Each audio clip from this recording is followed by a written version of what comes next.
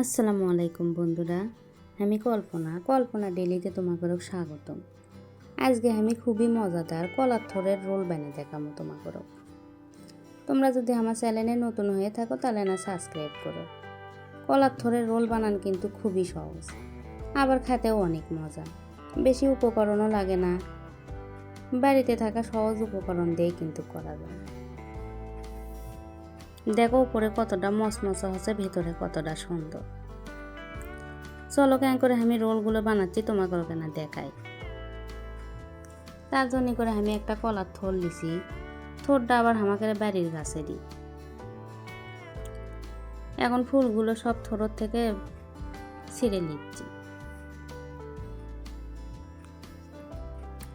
আমি কিন্তু বেশি শক্ত ফুলগুলো লিনি, যেগুলো নরম জ্বালা সেগুলোই লিছি। বেশি শক্ত নিলে ওগুলো আবার সেদ্ধ হয় না, খেতেও ভালো লাগে না। এখন দেখো থরের মধ্যে একটা শিবের মতো ডাল থাকে, সে ডালগুলো এখন ইনকে করে বেছে নেব।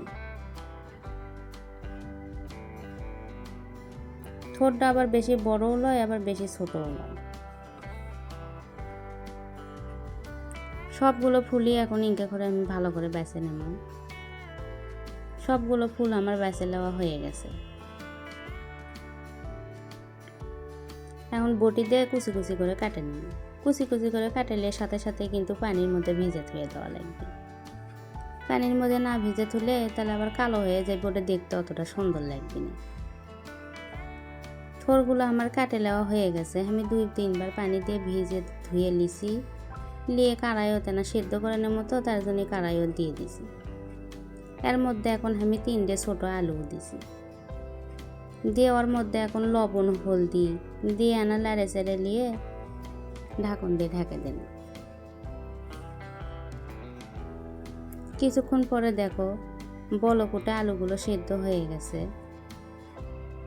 এখন থরগুলো আমি ডালার ঢালে তুছি যাতে পানিগুলো নিংড়ে যায়।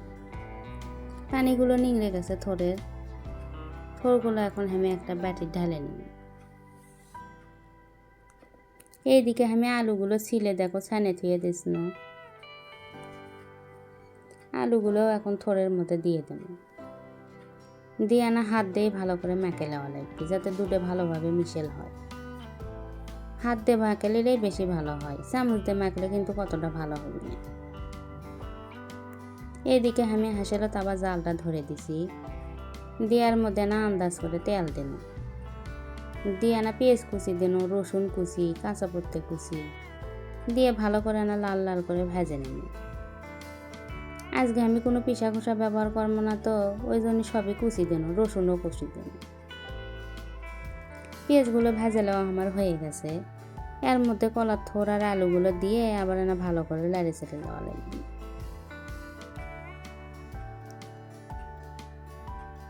এর মধ্যে এখন সব ময় মশলাগুলো দিয়ে দেন। পরিমাণ মতো লবণ দিন, হলদি দিন, দিয়ে আবার না লাড়ে চেড়ে দিচ্ছি। খড়ির জাল তো নিচে আবার লাগে ধরার সম্ভাবনা থাকবে।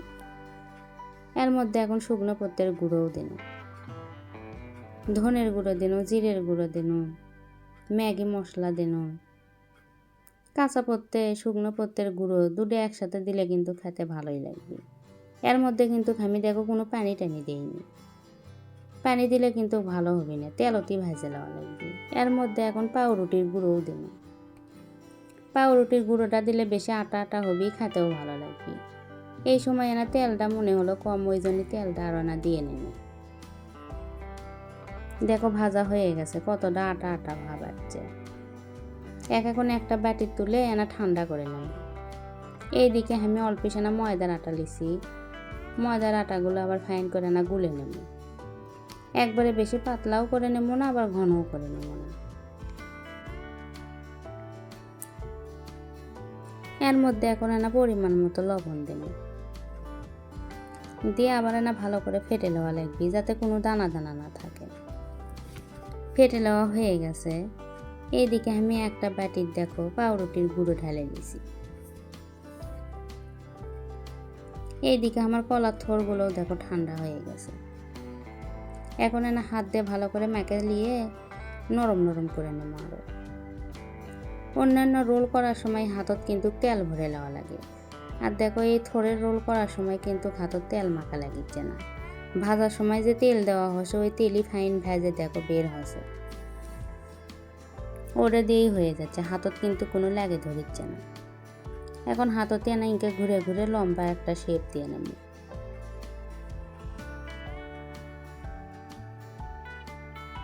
এখন না রুটি বেলার পিড়ে বেলুন তো করিচ্ছি, রুটি বেলার পিড়ে বেলুন তো দেখো কত সহজেই করা যায়।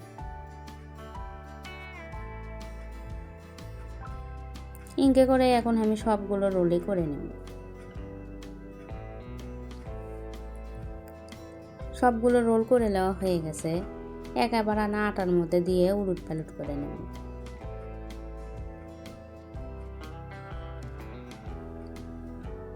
ভালো করে কিন্তু কাঁটাগুলো আবার নিংড়ে নেওয়া লাগবে, বেশি ভেজা ভেজা থাকলে পাউরুটি দেওয়ার সাথে সাথে ওটা দলা পেকে যাবে, ওটা আবার অত ভালো লাগবে না। ভালো করে নিংড়ে নিয়ে পাউরুটির গুঁড়োগুলো কিন্তু ভালো করে আনা ভরে নেওয়া লাগবে, ঘুরে ঘুরে চতুর্পাশেই কিন্তু ভরে নেওয়া লাগবে। পাউরুটির গুঁড়োগুলো আজকে আমি 2বার করে ভরে নেব। একবার ভরে নিলে অতটা মচমচা হয় না, 2বার ভরে নিলে বেশি মচমচা হয়। একবার আগে ভালো করে ইনকে করে পাউরুটির গুঁড়োগুলো ভালো করে ভরে নিই, চতুর্পাশেই কিন্তু ঘুরে ঘুরে ভালো করে ভরে নেওয়া লাগবে। সবগুলো রোলে এখন ইনকে করে একবার ভরে লিছি, এখন আর একবার ভরে নেব।